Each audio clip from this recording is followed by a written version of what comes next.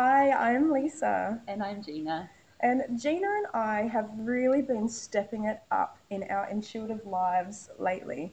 We have known that we're intuitive for quite a long time now, but the last kind of few months we have really stepped it up a level, and it's just been incredible. Yeah. So we just want, because we've had such wonderful experiences coming to us, just listening to and trusting our intuition, allowing it to guide us where we need to go.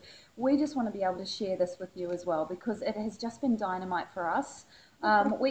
Just stepping further into that trust and that knowing, that little voice, that feeling, that sense, we've all got it. Yeah. Takes a bit to practice, to listen, to trust. But when you do, phenomenal things come into your life. And we want this for you as well. So we're putting together this little series of 5 key steps to trusting your intuition. And you're going to be intuitive.